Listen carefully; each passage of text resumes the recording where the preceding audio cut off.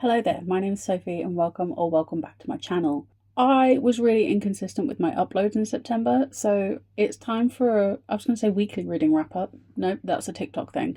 It's time for a monthly reading wrap up, except I filmed but never got around to editing and uploading my August wrap up. So this video might be a bit long because I'm going to try and combine the two, but I'm going to use the original footage because I filmed it, so why not? I'll put the August wrap up in first, just because that makes sense, and then we'll meet back up and talk about what I read in September, because September was a killer month, and I'll try not to ramble too much.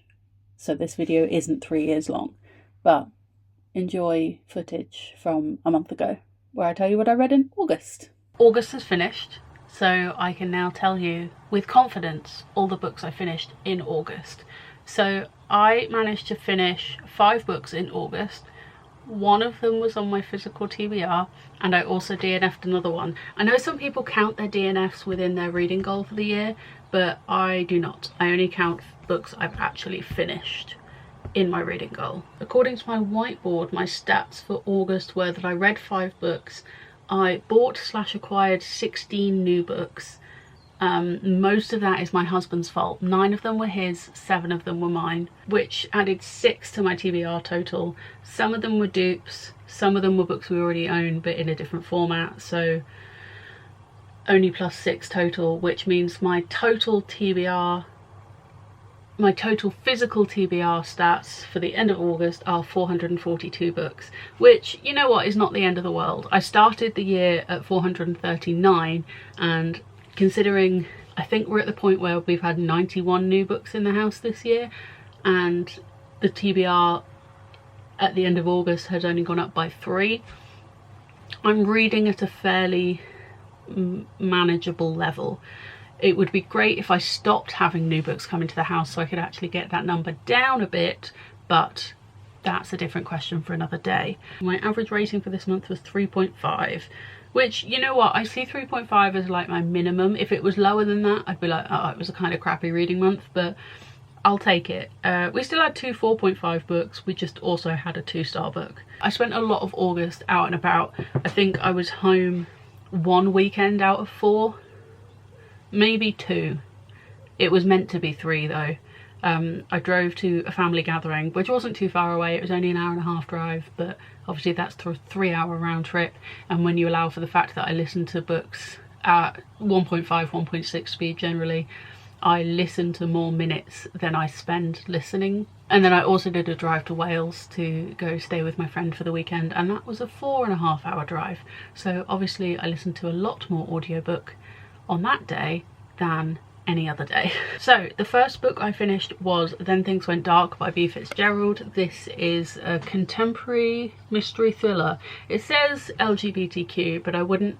There are some queer characters within the book, but I wouldn't say it was a major feature. The whole concept of this book is that you have a reality TV show set on an island where the contestants are completely isolated. There is no other member of staff or crew on the island with them. All the cameras are set up remotely, and they are live streaming 24/7, which is then edited down into a show that is broadcast, but anyone can check into any of those cameras at any time essentially.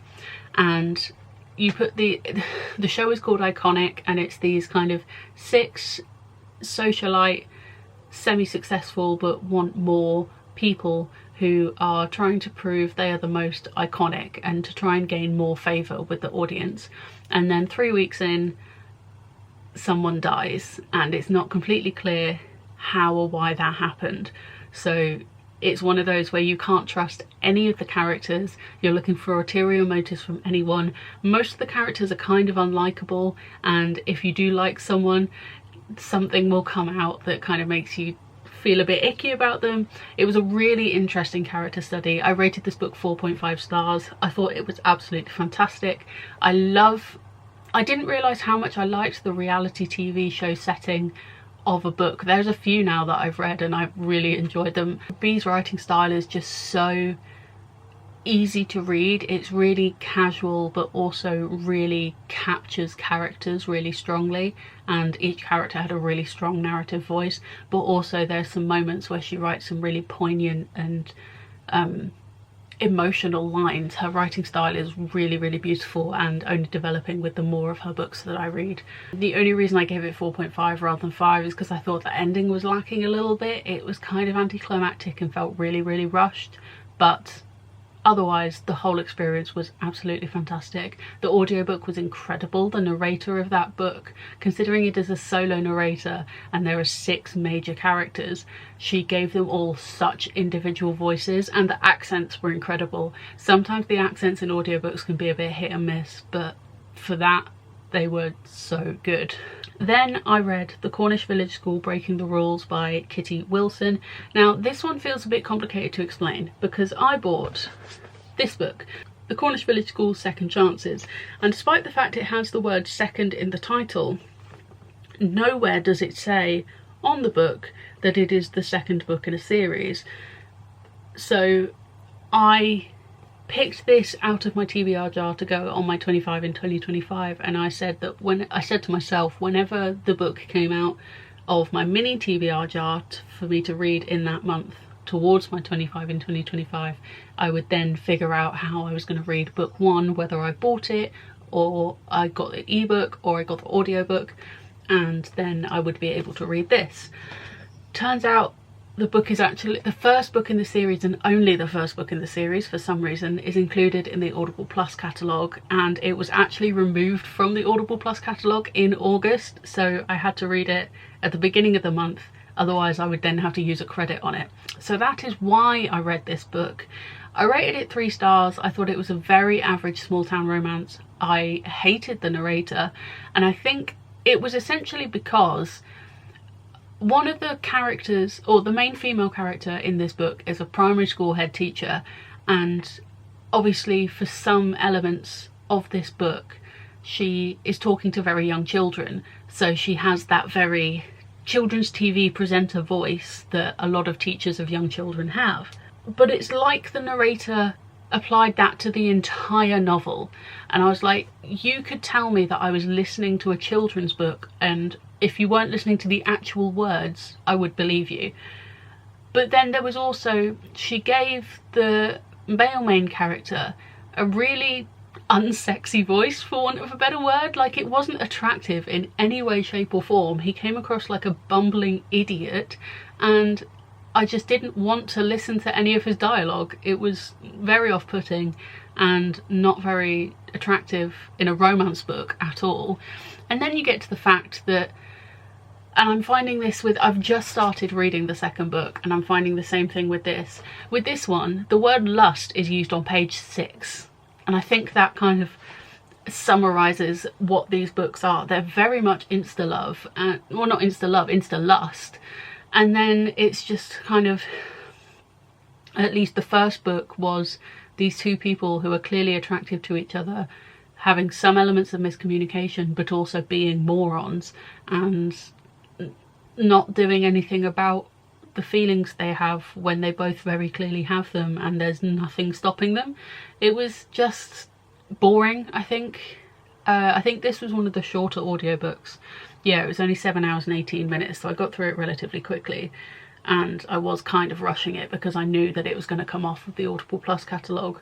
But it was, yeah, it was a very average 3-star small town romance. I clearly didn't get round to reading book 2 in August, because I just told you I had just started reading it in September. So the next book I did manage to finish is, I think, the only book I actually read with my eyes this month, and it was another hangover from my July TBR. It was Human Rights by Juno Dawson, which is the 3rd and final book in the Her Majesty's Royal Coven trilogy. I read this as an ebook almost exclusively because, you know, I'm normally a sucker for a Waterstone special edition. I love sprayed edges. I'm an absolute sucker for pretty books, but I don't have book 1 and 2 with the special sprayed edges, so I didn't want to get book 3 with sprayed edges and then not have a matching set. I rated this 4.5 stars. I thought it was a fantastic end to the trilogy. I think the almost exclusive reason I didn't give it 5 stars is because it was very high tension. We know the stakes are high going into this book, especially with the cliffhanger at the end of book 2. there's a lot riding on this book and the tensions are high from the off, and I think I recognised that I felt like I was in the end game from about 60%, so 40% of the book feeling like endgame, and quite a stressful endgame, is a lot of time to be feeling stressed while reading a book. So whilst it was an incredible book, I didn't have the most enjoyable time reading it. I hope that makes sense, because obviously I still rated it 4.5. I thought it was brilliant, but I was stressed the whole time. I really enjoyed this book. I really enjoyed this series. I'm glad to have been able to have started and finished a series within a year, so I don't have another incomplete series hanging over me. And this was brilliant. I thoroughly recommend. I know that I really enjoyed a book when I'm already looking forward to rereading it someday, and this is a series that I definitely feel like that about. Then we strayed away from the TBR again because another of my library holds came in, and I got the audiobook for Deep Cuts by Holly Brickley. This is a book I've seen so much hype about, and I've seen a lot of people comparing it to Daisy Jones and the Six, almost exclusively because it's about people and music, but also I do think that the author was trying to mimic a very Taylor Jenkins Reid writing style. And I just rated this 3.5 stars. I found I got bored of it, especially because this is the book I was listening to when I was driving to Wales. So I had 4 hours where I was like, yes, I'm going to get so into this book. I'm going to listen to so much of it. I'm so excited. And then quite often on my drive, I was like, I might just switch over to listening to K-pop Demon Hunters because I'm bored and I don't care for what's happening. And it was a very slow-paced book. It wasn't particularly long. It's one of those books that I really did consider picking up physically, but I'm really glad that I could find it through my library, because to have rated it 3.5 stars, I'm quite glad I don't own it physically because it would feel like a waste. This book is about 2 people who meet at college. One of them is a singer-songwriter and the other is a huge lover of music who doesn't have any musical talent, but is really good at working with the musician to like edit his lyrics and his songs to make them the best version of the songs they can be.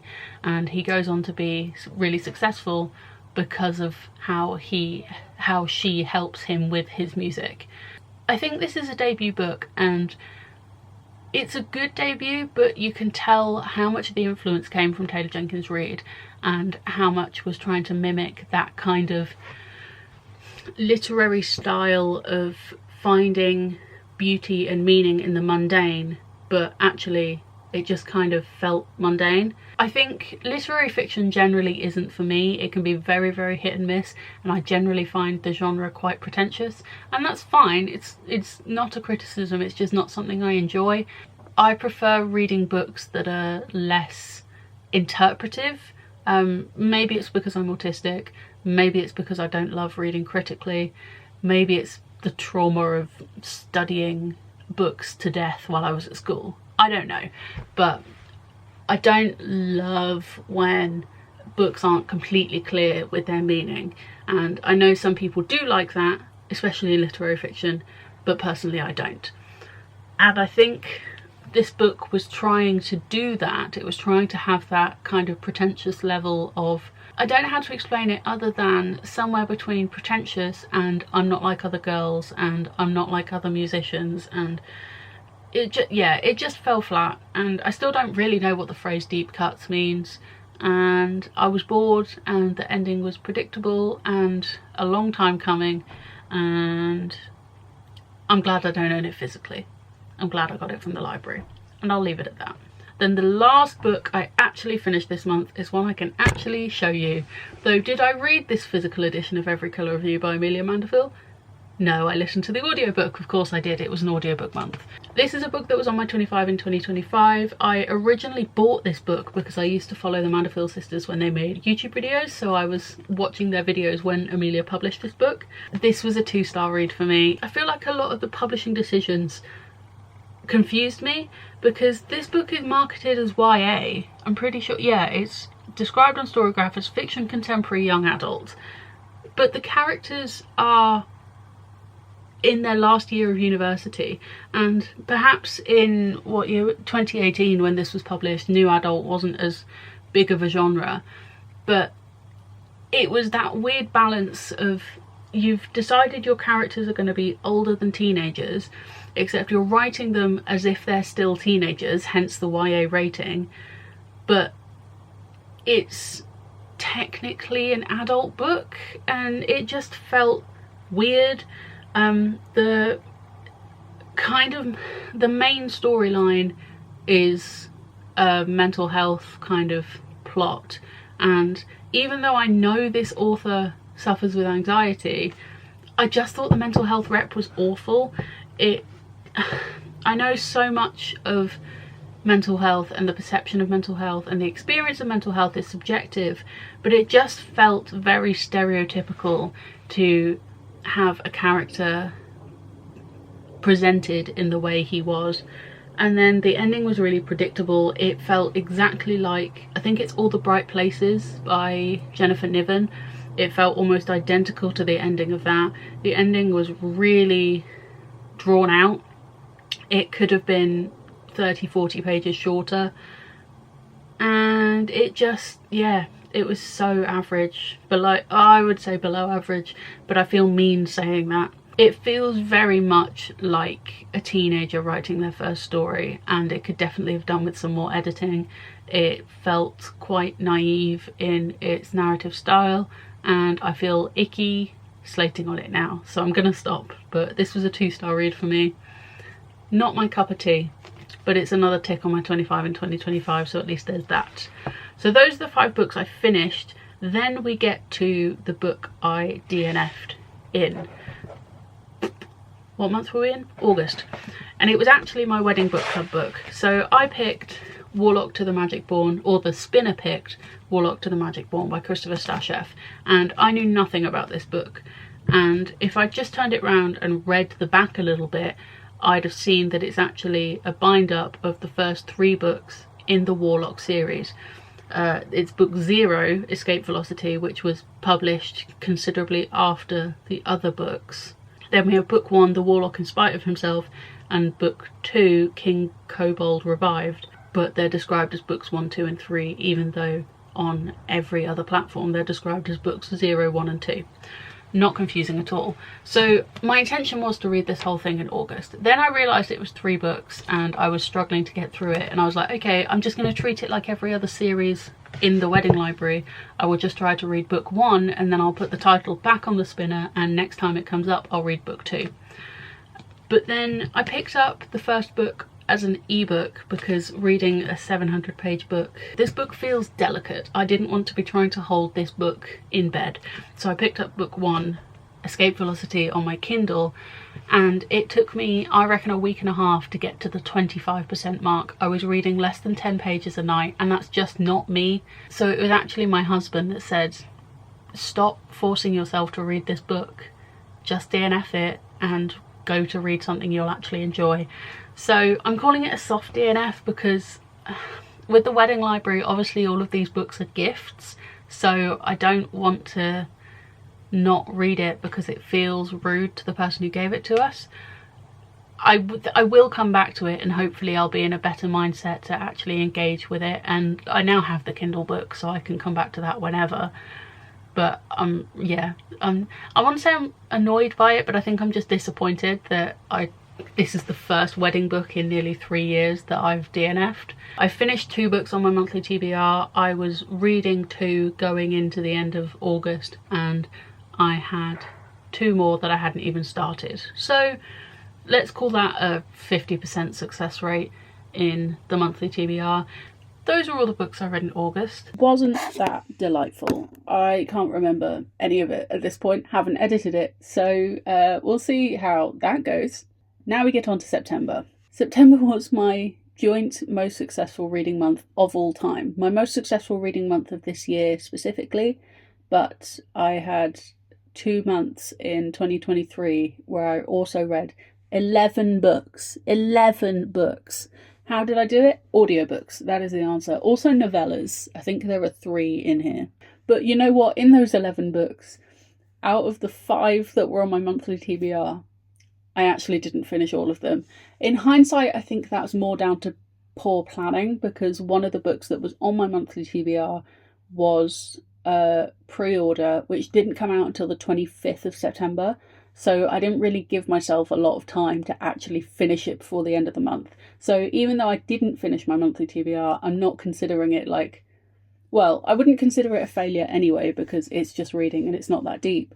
But it's not as bad as it could be, considering how much I did read, because it's not like I was avoiding one book in particular. I just didn't actually allow myself enough time to read it. So, with that caveat out the way, let's go back to what feels like a million years ago and talk about the first book that I finished. And the what? Words. The stack is so big, you can actually see it already.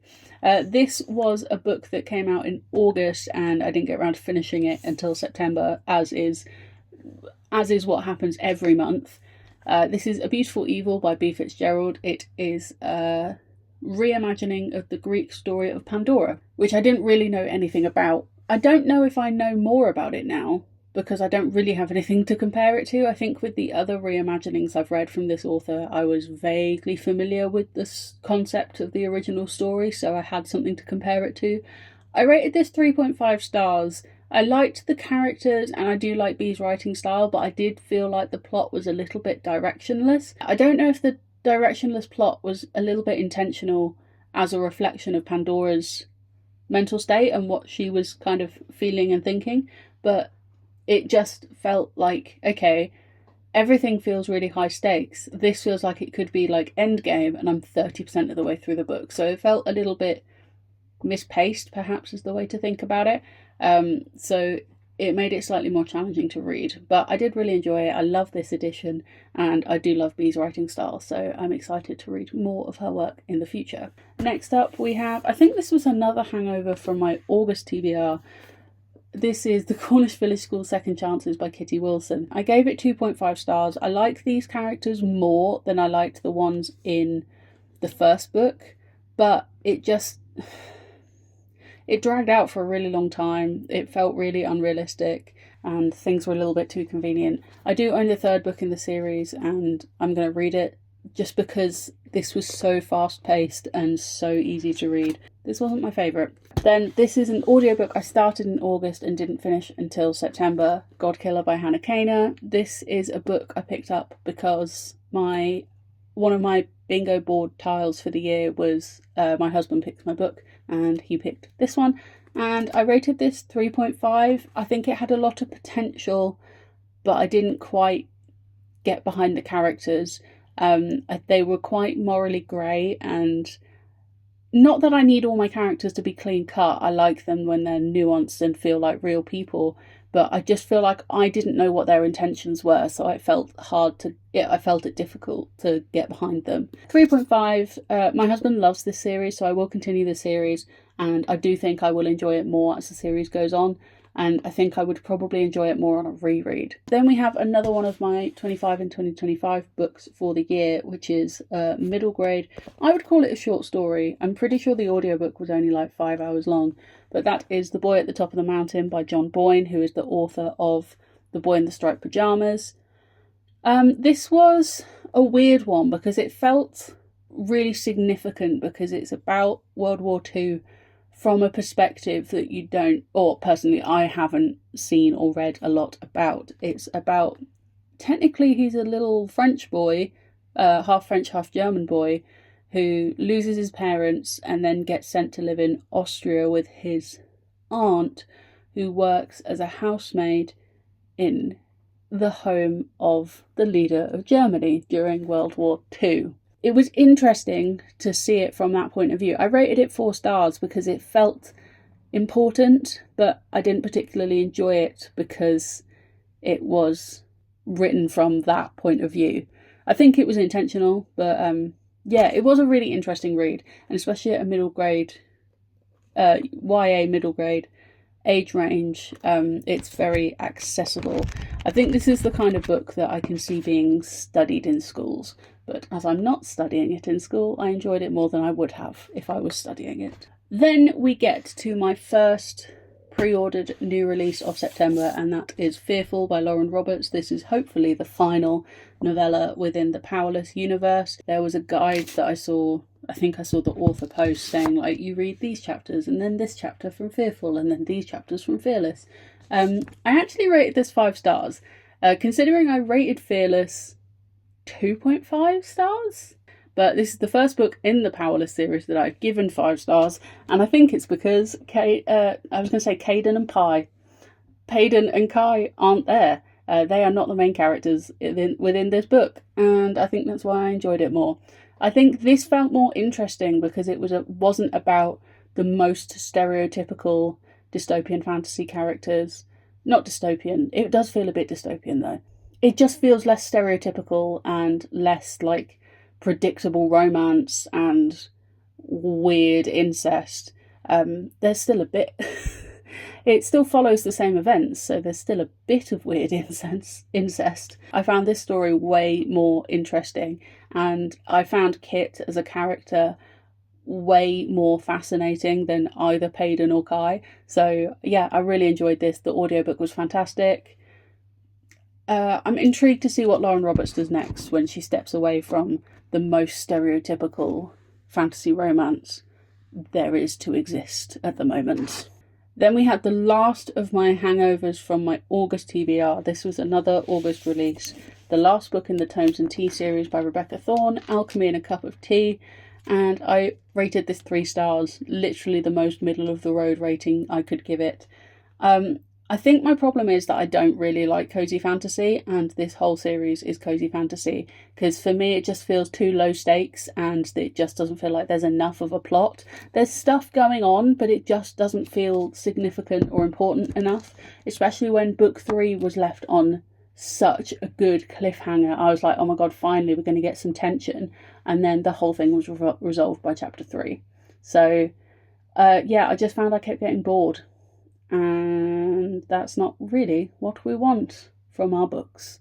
So a 3 stars. I'm going to keep the series because I have all of the Waterstone special editions and they look stunning together, but I can't imagine I will reread them. I think my husband might like these. Then we have another book from my 25 in 2025. This is another middle grade book. I just lucked out with the kind of lower age range on my books this month. And that is The Dragon's Eye, the first book in the Dragonology Chronicles by Dougald A. Steer. This was so much fun. I rated it 3.5, which doesn't sound, considering I just gave Alchemy in a Cup of Tea 3 stars and called it mid, you wouldn't think 3.5 is that much of an improved rating. I think this is the pinnacle of some age ratings on books are a minimum and some are a maximum. So with a middle grade book, some of them can maximum be enjoyed by middle grade readers. If you give someone else older that kind of middle grade book, they're just not going to enjoy it because it's not designed for those kinds of readers. But when the age rating is a minimum, that book can be enjoyed by middle grade readers and young adult readers and new adult readers and even adult readers. The other example I give is The Hunger Games. It's a YA book, but everyone's going mad for Sunrise on the Reaping, you know? I really, really enjoyed this. I thought it was a fun take on the concept of dragons kind of interweaved with the world as we know it, for want of a better word. It's set in the 1800s, so it's still got that fun historical aspect of fantasy, but it is set in a traditional historical world, not a fantasy world. It was just fun. It's got some illustrations in it. I ended up listening to the audiobook for some of it, and I think I binged the last 60% in one sitting just because it was so quick to read.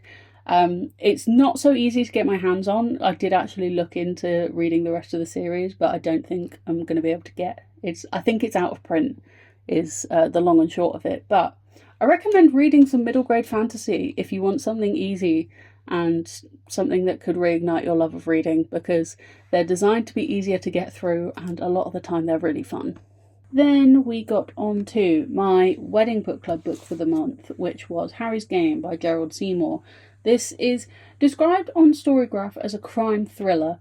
I would disagree with the thriller. This was very slow paced. Definitely a crime, but not even like a murder mystery, because it's almost dual perspective, told from not the point of view, but following the guy that's sent to follow the guy that killed someone else, and then also following the murderer. But for half the book, the murderer is unnamed, and there's no real clear differentiation between when we're following which character.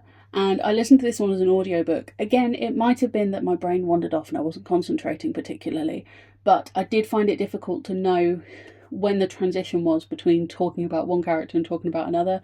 I rated this 3 stars. It was fine. I had a nice time-ish. The ending was quite anticlimactic, but I read it and it's no longer on my TBR, so there's that. Then we get into the books I binged at the end of the month. At this point, I had finished all the books that were available on my monthly TBR because the last book that I am now currently reading hadn't come out yet. So I got to move on to my book queue, which is essentially what I'm calling the books that I would like to read after I finish my monthly TBR, which at this point is almost exclusively sequels. But that's fine because it's getting through my series.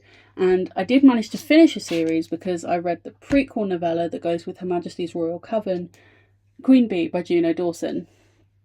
I listened to the audiobook for this one because the audiobooks for this series are incredible. They're narrated by Nicola Coughlan, who plays Penelope in Bridgerton, and she's absolutely fantastic. The audiobook for this, I think, was about 5 hours long. It was quite short, and I listen on anywhere between 1.5 and 2 times speed. The title refers to Anne Boleyn as a wife of Henry VIII, but also a witch. But it's not really about her. It's about a woman who is kind of on her periphery and in her life. And I just thought it was really fascinating. As per Juno Dawson, it was very gay and also quite believable. I think believable is a weird word to use in fantasy books, but the way that Juno Dawson has designed this magic system and the way that witches and warlocks exist in this world, it's like, yeah, you know what? I wouldn't be surprised if there was a secret coven of witches that the government knew about, but the rest of the world didn't. It's believable in that sense that I wouldn't be surprised if it was real. Which feels wild to say, but I read this, very much enjoyed it. And I think the thing I keep saying about this series is that I'm already looking forward to rereading it. I know that I will be rereading this at some point. The next book I read was another novella, but it came in from the library, and I don't actually own it physically. And that is Killjoy by Holly Jackson, which I believe is another prequel novella that goes with A Good Girl's Guide to Murder. It was fun. This one was only 3 hours long. This novella was really, really short. I believe it was a World Book Day book, so they are known for being particularly short. It was fine. I think I rated it 3 stars flat. 3.5, because I did enjoy it. I love the way Holly Jackson builds tension, and this one did feel like a thriller, even though it was set around a murder mystery party, so there wasn't any real threat. It was all just a game. But the way that she writes tension and the way that she makes her characters think and act is just wonderful. Really enjoyed it. There were some bits that I found a little bit irritating, like at the end of the day it was a murder mystery game and Pip was treating it like it was real. And I was like, Pip, honey, calm down, it's not real. But otherwise it was a nice quick win, and I'm now only 1 book away from having read Holly Jackson's entire, I was going to say discography, bibliography? I think that's the right word. And then last but not least, we have the book that I stayed up till 2 a.m. this morning to finish. I read Feybound. I've got bits of paper. I read Feybound by Sarah L. Arifi, and I actually rated this 2 stars. It's a weird kind of 2 stars because I think I am going to read the sequel, not just because I own it, but because it's one of those where I'm frustratingly intrigued about what happens next, but I don't really like anyone in this book. I think a big part of that was that the voice actor in this audiobook was awful. That acting was terrible. It was really bad. But I'm at a point at the moment where I'm so tired, I just don't have the energy to read words on my own. So I need the audiobook to get through it. But the audiobook is a bad time. I really did not enjoy that audiobook at all. I do like the world building in this. I do feel like the plot itself feels very YA for an adult book because it just felt really obvious, really over-described. There was a lot of telling and not showing, and there's 2 romances in this that just went from 0 to 100 immediately, and I didn't feel any of the depth within those characters and those relationships because the feelings were announced as being so instantaneous. I'm like, okay, well, I don't really know any of these characters, and now you're telling me they're obsessed with each other. So I don't get it. The romantic element didn't feel very real, and I appreciate I'm reading a book about elves and fae, which isn't real at all, but romance is real. Just not in this book. So a bit of a disappointing end to the month, but at least I've read it, because I pre-ordered that book, I think in January 2024, and I've only just got around to reading it, so at least it's done. But yeah, those were the 11 books I read in September. I really was on a roll. The audiobooks really saved it. I think at least 8 out of those 11 were read at least in part as an audiobook. So there's only 3 books that I read with my actual eyeballs this month, which says everything. And you know what? That's fine. We don't need to limit our reading aids if we need them. I now anticipate having a slower reading month because that's what normally happens. I made a new whiteboard with all of my stats for the year because I did have it on a different whiteboard, but I ran out of space. So I made a new one and turned it into a craft project because that's just what I do. And in February I read 10 books, and then in March I read 3. April I read 9, May I read 4. Then we had a lull month in June. July I read 9, and then August I read 5 again. I'm currently 1 book away from finishing my reading goal for the year, so I'm really pleased with that. But otherwise, it's just tackling the TBR. I think that's my priority for the end of the year. It's just to resist buying books other than those pre-ordered, and actually read, which isn't too much to ask, I don't think. We'll see where my TBR lands at the end of the year. But those are all the books I read in September and August. I forgot that we're including that as well. So this should be quite the chunky video from me. I hope you feel nice and up to date with everything I've been reading. Otherwise, thank you so much for watching. I hope you're having a great day. I hope you're reading a great book, and I'll see you next time for another bookish video. Bye!